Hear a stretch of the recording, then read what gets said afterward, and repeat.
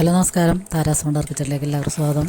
നമ്മൾ ഇന്നൊരു മഴക്കാലത്തൊക്കെ മഴയൊക്കെ പെയ്യുമ്പോൾ കഴിക്കാൻ പറ്റിയൊരു പോർക്കിറച്ചിയുടെ റെസിപ്പി വേണ്ടിയാണ് വന്നേക്കുന്നത്. പോർക്കും കായയും കൂടിയിട്ട് കറി വയ്ക്കുന്നതാണ്. ഇപ്പം ഈ മഴക്കാലത്തൊക്കെ കൂട്ടാൻ പറ്റിയ നല്ല അടിപൊളിയൊരു കറിയാണിത്. അപ്പോൾ നമ്മൾ പോർക്കൊക്കെ നുറുക്കി വെള്ളമൊക്കെ നന്നായിട്ട് പിഴിഞ്ഞളഞ്ഞ് വാർന്നതിന് ശേഷമാണ് കുക്കറിലൊക്കെ ഇട്ട് കൊടുത്തേക്കണത്. പിന്നെ അതിലൊക്കെ നമ്മളൊരു സവാള, പിന്നെ ഒരു 6-7 പച്ചമുളക്, ഒരു 8 പച്ചമുളകെങ്കിലും വേണം. പിന്നെ ഒരു കഷ്ണം ഇഞ്ചിയും പിന്നെ കറിവേപ്പിലയും കൂടിയും ഇട്ട് കൊടുക്കാം. അപ്പോൾ ഇത് ഈ പോർക്കിറച്ചി നമ്മൾ കായൊക്കെ ഇട്ട് വയ്ക്കുമ്പോഴാണ് കൂടുതൽ ടേസ്റ്റ് വരുന്നത്. ഇതിൻ്റെ നെയ്യൊക്കെ അതിലൊക്കെ പിടിച്ചിട്ട് നല്ല ചെറിയ ഗ്രേവിയോട് കൂടിയ കറിയായിട്ടാണ് ഞാൻ എടുക്കുന്നത്. അപ്പോൾ അതിലൊക്കെ നമ്മൾ പൊടികൾ ചേർത്ത് കൊടുക്കണം. 2 ടീസ്പൂൺ മല്ലിപ്പൊടി, 1/2 ടീസ്പൂൺ മഞ്ഞൾപ്പൊടി, ഒരു 3/4 ടീസ്പൂൺ ഗരം മസാലപ്പൊടി, പിന്നെ 1 ടീസ്പൂൺ മുളക് പൊടി, ഇത്രയും കൂടി ചേർത്തിട്ട് പാകത്തിന് ഉപ്പും കൂടി ചേർത്തതിന് ശേഷം നമ്മൾ കൈകൊണ്ട് തന്നെ നന്നായിട്ട് തിരുമ്മി യോജിപ്പിക്കുക.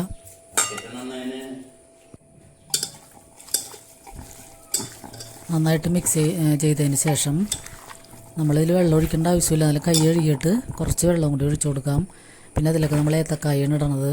അപ്പോൾ ഈ കായ നമ്മൾ അരിഞ്ഞ് കുറച്ച് കഞ്ഞിവെള്ളത്തിലൊക്കെ ഇട്ട് കഴിഞ്ഞാൽ അതിൻ്റെ കറ പോകും, നന്നായിട്ട് പോകും. അപ്പോൾ ഈ പുറക്കിറച്ചി നമ്മൾ ഒരു 3 വിസിലാണ് കേൾപ്പിച്ചേക്കണത്.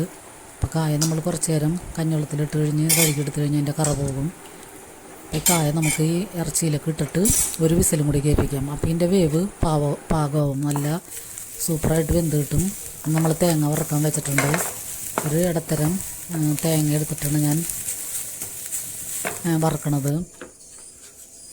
അപ്പോൾ തേങ്ങയൊക്കെ വറുത്തെടുക്കുമ്പോഴാണ് ഇതിൻ്റെ നെയ്യും എല്ലാം കൂടി ചേർന്നിട്ട് നല്ല അടിപൊളി ടേസ്റ്റായിട്ട് കിട്ടുന്നത്. അപ്പോൾ ചെറിയൊരു ഗ്രേവിയോടുകൂടിയാണ് നമ്മളിത് എടുക്കുന്നത്. ഇപ്പോൾ പോർക്കിറച്ചിയൊക്കെ വാങ്ങുമ്പോൾ നെയ്യൊക്കെ ഉള്ളത് കാരണം നമ്മൾ കഷ്ണമൊക്കെ ഇട്ട് വെക്കുമ്പോഴാണ് എപ്പോഴും നമ്മൾ പിന്നെയും 2-3 നേരമൊക്കെ കൂട്ടാൻ പറ്റും. പിന്നെ ഇതിലൊക്കെ നമ്മൾ മെയിനായിട്ട് ഇൻഗ്രീഡിയൻറ്റ് ചേർക്കുന്നത് കുരുമുളകാണ്. കുരുമുളകും ഏലക്കായയും പെരിഞ്ചീരകവും ഞാൻ ചേർത്ത് കൊടുക്കുന്നുണ്ട്. പിന്നെ പട്ടയും ഗ്രാമ്പൂവും കൂടി ചേർത്ത് കൊടുക്കുന്നുണ്ട്.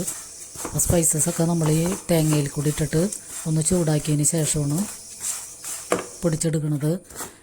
പിന്നെ അതിലൊക്കെ കൂടി കുറച്ചും കൂടി പൊടികളും ചേർത്ത് കൊടുക്കാം. ഒരു 1.5 ടീസ്പൂൺ മല്ലിപ്പൊടിയും, 1/2 ടീസ്പൂൺ മുളക് പൊടിയും, ഒരു 1/4 ടീസ്പൂണോളം മഞ്ഞൾപ്പൊടിയും കൂടി ചേർത്ത് കൊടുത്താൽ മതിയാവും. ഗരം മസാല നമ്മൾ നേരത്തെ ചേർത്തിട്ടുണ്ട്. പിന്നെ കുരുമുളകും പെരിഞ്ചീരകമൊക്കെ ചേർത്തേക്കണമായിരുന്നു. പിന്നെ വേറെ മസാല ചേർക്കേണ്ട ആവശ്യമില്ല. പിന്നെ അതിലൊക്കെ നമ്മൾ മൂപ്പിച്ചിടാൻ ഒരു സവാളയും 5-6 വെളുത്തുള്ളിയും കറിവേപ്പിലയും കൂടി എടുത്തിട്ട് വെളിച്ചെണ്ണയിൽ ഒന്ന് നന്നായിട്ട് മൂത്ത് വരുമ്പോൾ നമുക്ക് ഈ അരപ്പ് ഇതിലേക്ക് ചേർത്ത് കൊടുക്കാം. അപ്പോൾ ഞാൻ ഈ തേങ്ങ അരപ്പ് മുഴുവനും ചേർക്കണില്ല, കുറച്ചെടുത്ത് മാറ്റിയിട്ടാണ് ചേർക്കുന്നുള്ളൂ. അപ്പോൾ നമ്മൾ തേങ്ങ വറുക്കുമ്പോൾ കുറച്ച് കൂടുതൽ വറുക്കിട്ട് ഇങ്ങനെ മിക്സിയിലിട്ട് അടിച്ചെടുക്കുകയാണെങ്കിൽ നമ്മളിനി ചിക്കൻ വെക്കുമ്പോഴോ ബീഫൊക്കെ കറി വയ്ക്കുമ്പോൾ അതിലേക്കും കൂടി ചേർക്കാൻ പാകത്തിനാണ് ഞാൻ എടുത്തേക്കുന്നത്. അപ്പോൾ കുറച്ച് മാറ്റി വെച്ചിട്ട് ബാക്കിയുള്ള മിക്സിയിൽ അടിച്ചേക്കണതും കൂടി ഈ സവാളയിലേക്ക് ചേർത്ത് കൊടുത്തിട്ട് അത് നന്നായിട്ട് മുരിയണം. സവാളയിൽ കിടന്ന് ഈ അരപ്പ് നന്നായിട്ട് മുരിഞ്ഞ് എണ്ണ തെളിയണ വരെ ചെറുതീയിലിട്ടിട്ട് മുരിച്ചെടുത്താലാണ് കൂടുതൽ ടേസ്റ്റ് ഉണ്ടാവുന്നത്.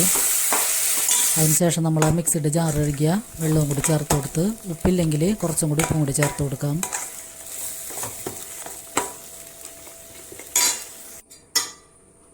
അതിനുശേഷം നമ്മൾ വെന്തിരിക്കുന്ന ഇറച്ചിയും കായയും കൂടി ഇതിലേക്ക് ഇട്ട് കൊടുക്കാം.